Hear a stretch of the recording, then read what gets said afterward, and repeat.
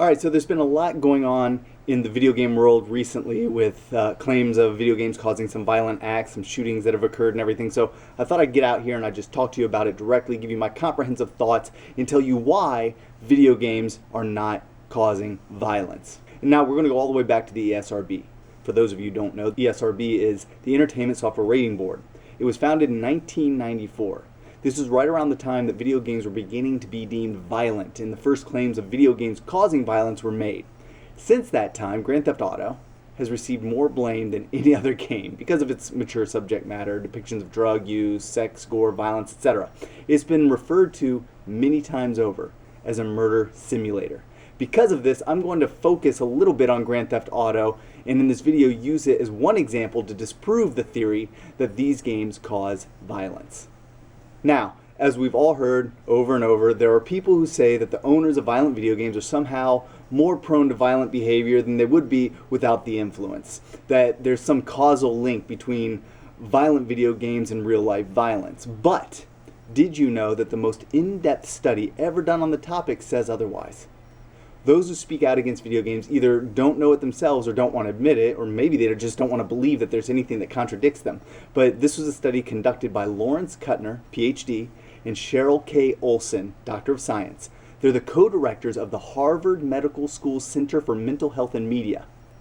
This study was based on original research founded by the Office of Juvenile Justice and Delinquency Prevention and the United States Department of Justice.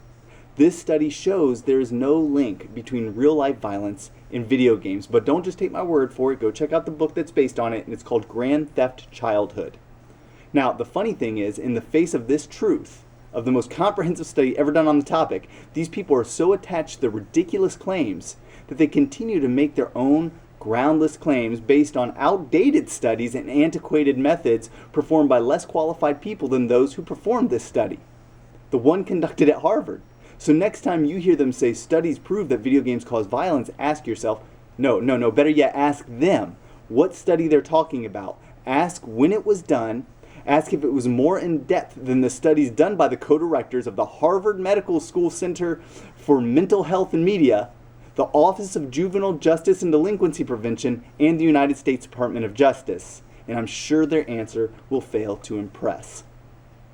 These politicians and extreme nutjobs puking up ignorance, trying to find scapegoats to attach to their complete lack of real evidence, and putting out there to the masses as if it were all fact, even calling it fact, just so they can tie it to their own agendas and ideologies in a way that may be beneficial to them, is nothing short of immoral and unethical. They're the ultimate hypocrites. Yes, hypocrites. Rockstar profits from violent games, sure. But do you think for 1 second that a politician who uses slander and misinformation to further their own cause isn't profiting from it? Profits don't only come in dollars and cents. At least the people who make violent games are honest about what they're giving to the public. So today, I want to prove all their claims wrong. Let me start by admitting right out, I'm in no way a scientist. I'm not a behaviorist, a psychologist, a mathematician, whatever. But then again, neither are all these advocates against video games and those people speaking to you from their podiums and talk show seats. In fact, I dare say they barely have a brain among them. But to be sure I prove this point properly, I'll use something that can't be argued, irrefutable statistical facts that I challenge anyone to dispute. Because folks, one thing in the universe that is constant is that numbers never lie, and a properly solved equation is never wrong. No matter what these imbeciles say, 2 plus 2 will always equal 4, and with that undeniable logic, I'm going to bury their claims. So let's start at the beginning of violent games. Since the inception of the ESRB in 1994, and the initial claims that video games cause violence, about 15 Grand Theft Auto games have been released, selling well more than 125 million copies total between 1997 and today. That's a fact. Now, real math and real statistics are hard to deny, so let's be real here. Glenn Beck, Hillary Clinton, Jack Thompson, and countless politicians would have you believe that these specific 125 million copies of Grand Theft Auto have trained and desensitized children, turned them into killers, taught them to commit violent crimes without remorse, but those claims lead to some serious questions that don't seem to ever get asked. First off, and most importantly, how many crimes have they actually connected to Grand Theft Auto players? How many people who own Grand Theft Auto have committed violent crimes because they own the game? Now, personally, I would argue that no shooting or violent crime is directly connected to Grand Theft Auto or any other game because it's the parents who are responsible for raising their kids properly and teaching them the differences between right and wrong. I mean, seriously, how often do we see well-mannered kids in nice communities who are socially adept and well-behaved commit these heinous acts? How often do we hear about kids who were raised by competent and caring parents that took an interest in their lives and the things they do end up going on shooting sprees? Almost never. And that's no coincidence. That's because the environment in which a child is raised is a huge factor in their growth. And in the end, you can't just pinpoint video games and say that's the cause. If you do, then you know nothing about life. But there are always going to be those who argue otherwise, hunt for scapegoats, blame video games for violent acts like school shootings. So let's say hypothetically that they think they can link 20 violent crimes around the world directly to Grand Theft Auto. That means, at present, of the 125 million Grand Theft Auto owners, 0.000016% have committed violent crimes. How about 100 crimes? Can they connect 100 crimes directly to Grand Theft Auto owners? Okay, great. That would make it 0.00008%. It's not much of an epidemic, is it?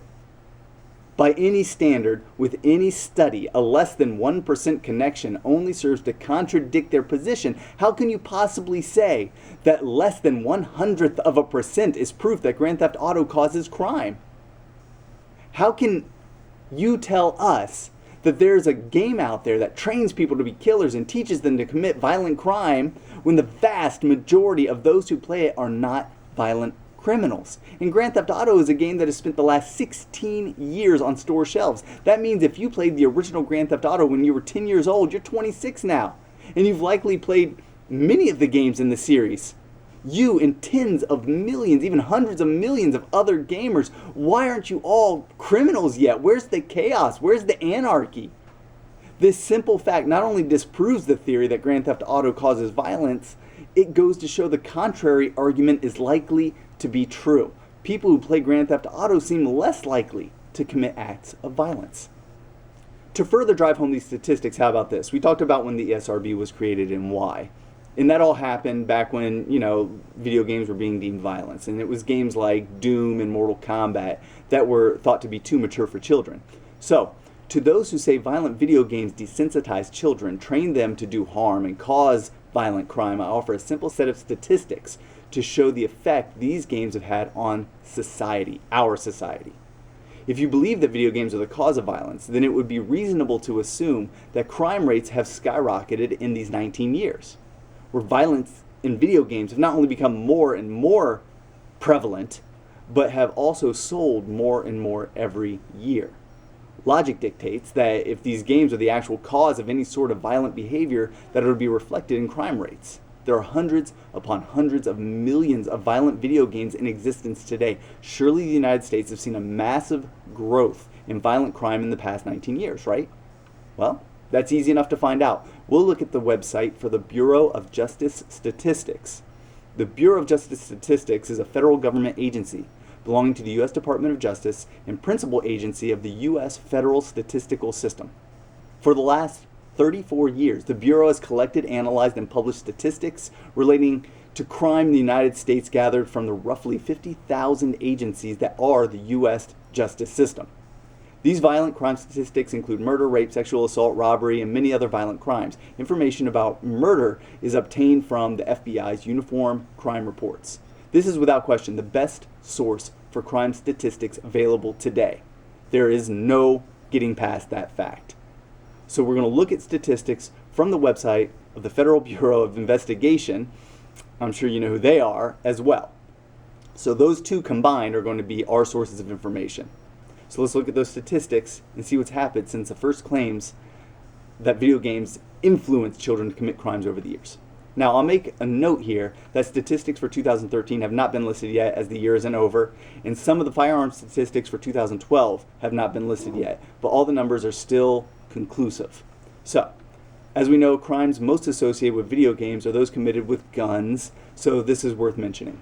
The most accurate statistics compiled in our nation from 1993 to 2011, an 18-year stretch in which we saw violent video games rise in popularity, show that firearm-related homicides have actually declined 39%, from 18,253 in 1993 to 11,101 in 2011. Non-fatal firearms crimes have declined 69%, from 1.5 million in 1993 to 467,300 in 2011. As the newer statistics are released, we'll see this trend continue into 2012's numbers and 2013's, as reflected by the information I obtained checking crime statistics directly from the Federal Bureau of Investigation website. These statistics show that in 1994, there were 1,857,670 violent crimes committed. Since then, the United States has seen a population increase of 53,587,019 people. That's a 20.58% increase in population. Yet, in 2012, there were only 1,214,462 violent crimes committed. That's 643,208 less violent crimes than we saw in 1994, a 34.62% decrease in violent crime, while more mature and violent video games have been released than ever before. Where is the carnage?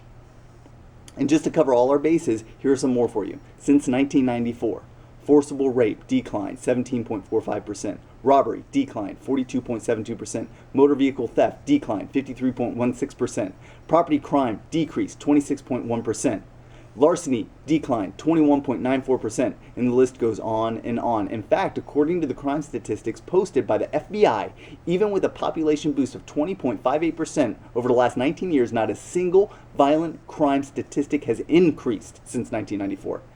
We're at an all-time low. Where's the freaking mayhem that video games cause? Where's the violence? Why isn't it evident in these crime statistics? This is irrefutable evidence that since the inception of violent video games, there has been no indication that these games cause gamers to be violent in any way at all. They're entirely too prevalent in a society that is seeing a decline in violence for nearly 2 decades straight. So why does it seem like we're seeing more violence and everything? Well, that's an easy question to answer, because social media, networking, the internet, everything over the last 20 years has evolved so much. We're seeing more information. We're getting and sharing more information. So now when a shooting happens, you hear all about it like the hour it happened. You're on Facebook, it's on your social media, and that's the thing we're seeing that makes us feel like we're in a more violent society, but in fact, we are not. Now, combine these statistics with the results of the most comprehensive study on video games and violence ever done, and it's pretty indisputable that there is no causal link between video games and violent crime. America has become the largest video game market in the world. With just the current consoles alone, we bought nearly 129 million game systems. So 40.42% of the country has a current-gen console capable of playing violent video games in their homes. And the majority of the best-selling games for these consoles are rated M. That's not even counting the PlayStation 1 and 2 and the Xbox and GameCube, Dreamcast, and every other console with M-rated games. And that's not counting PC. Over 75% of households in the United States have computers that are all capable of playing violent video games. Where's the slaughter of humanity that this is supposed to cause? Where's the bloodbath? Crime rates are dropping, yet video games have become the favorite scapegoat in the media and in the eyes of politicians and parents who refuse to accept responsibility for their idiotic kids. So here it is. Not 1% of Grand Theft Auto owners can be connected to violent crime in any way, shape, or form. And in America, we're seeing declines in every form of violent crime, even with the sale of millions of violent video games. And let's face it, America is the most violent of the major video game markets. See how many crimes you can connect to video games in Japan or the UK. Then come back and give me some more of your games cause violence chatter. Also worth consideration, with 125 million copies of this game laying around, I would say that not all of the crimes committed by Grand Theft Auto owners is directly related to that ownership. So I challenge anyone who watches this video, challenge you to try to tell me you can connect 1% of violent crimes committed worldwide to Grand Theft Auto. Because I don't think you can. And the simple fact is that if this game were a murder simulator, if it were desensitizing and training kids to kill, steal, and rob, if it were training them to commit acts of violence, then more than 1% would be doing so. Please show me those 1,250,000 crimes that Grand Theft Auto has caused. And you know what? I need to add something else. I don't know how many people in Russia play violent video games, but their murder rate is 5 times that of America. Honduras is the murder capital of the world. The Republic of Congo is the rape capital of the world. Afghanistan is the heroin capital of the world. Peru is the cocaine capital of the world. Genocide is being committed in countries around the world. Please, someone tell me what video games these people are playing that makes them this way. Can someone please enlighten me as to whether the Janjaweed militia played some Call of Duty or Grand Theft Auto before they went out and committed genocide in Darfur, claimed 400,000 lives, displaced over 2.5 million people, and continue to murder thousands of people every month? There must be a lot of video games in Sudan. Now, the fact is that humanity is violent. We don't need a game to tell us to kill and steal from one another. It's our nature. The most despicable and heinous acts that have ever been committed against humanity by humanity throughout the history of mankind were all committed before video games were ever created. Flip through a history book and tell me I'm not right. Tell me that a video game caused the massacre and displacement of the Native Americans, Turkey's ethnic purges, the Holocaust, Crusades, Inquisition, Rwandan genocide, slavery. Someone please tell me that Cabela's hunting games have caused the forced extinction of countless species. Yes, please tell me that humanity's downfall is video games, and I will tell you, you know nothing of humanity.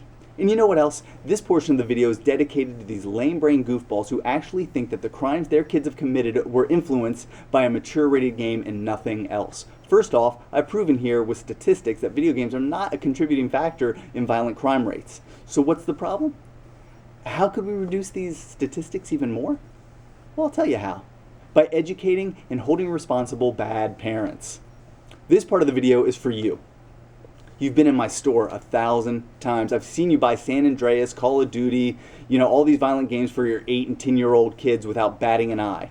You hand them Gears of War, Saints Row, and don't even take 2 seconds to look at the box.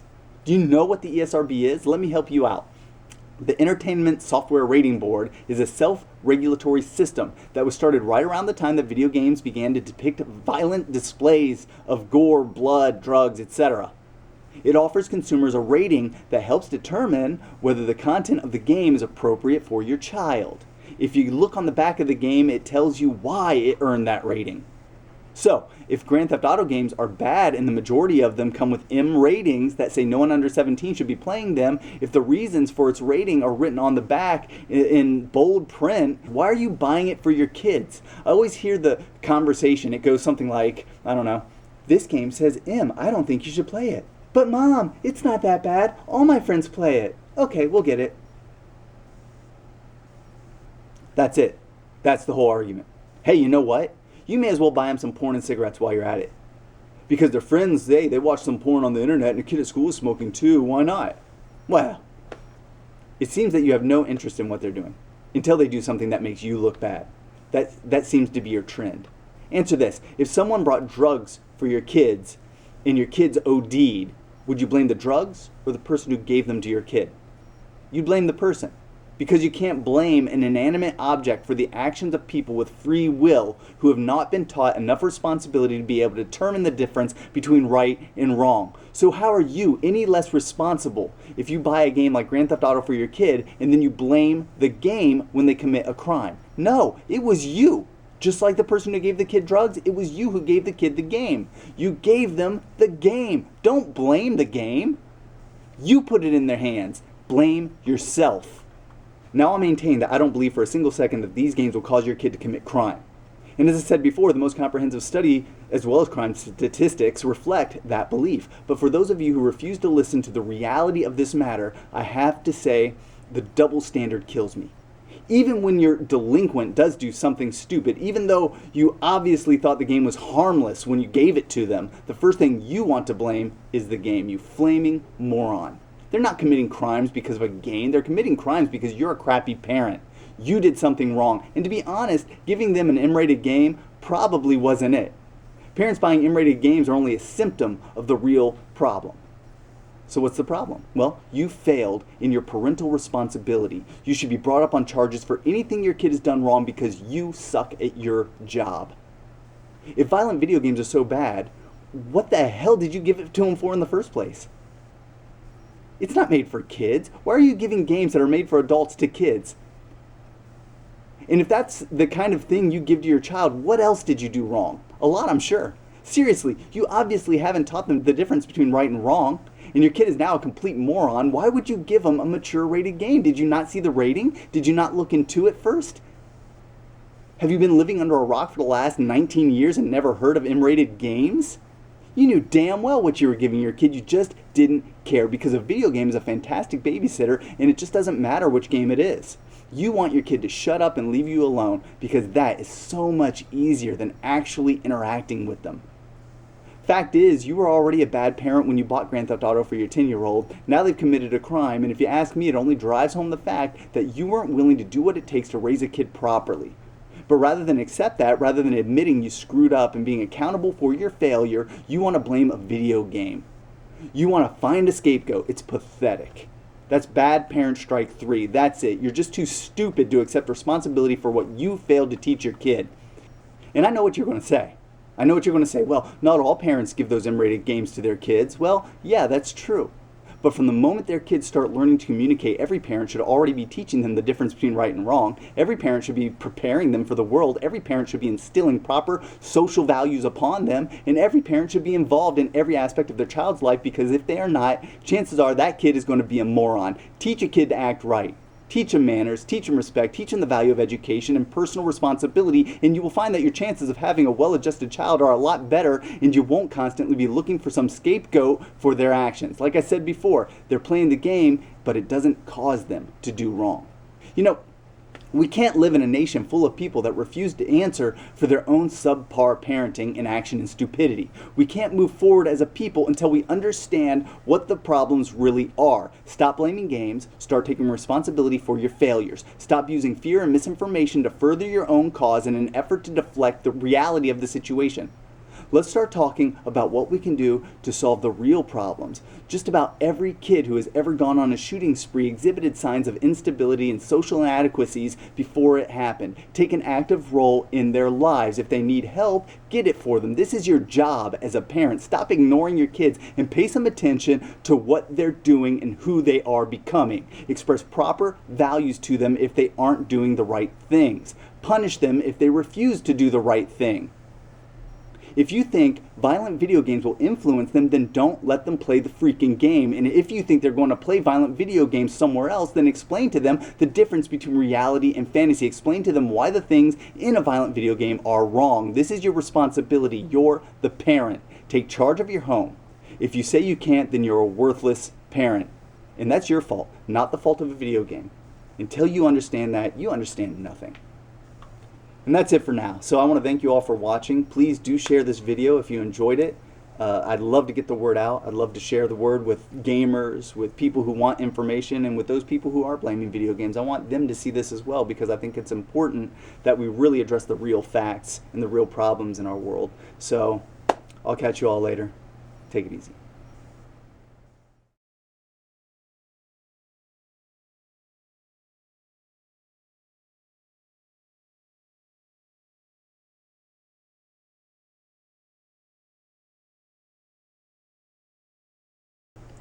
You shouldn't even be allowed to have kids in the first place. Your reproductive functions should be eradicated. In fact, I want to take this moment to reach out to politicians everywhere and call for a breeding license. Yes.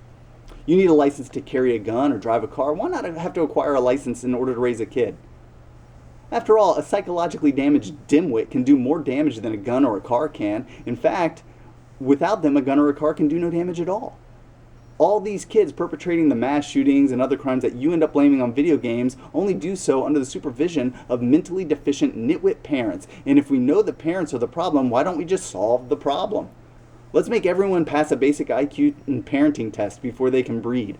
Make them pass a drug screening. Make sure people who can't afford kids don't have 10 of them. And that these idiots who can't raise them right don't make a mistake that'll someday result in a Columbine, Aurora, Colorado, or Sandy Hook shooting. And if you do, find the real reasons that it happened instead of trying to pass the blame onto something else. Because we all know that a child playing Grand Theft Auto 5 is only a symptom. The disease is something else entirely.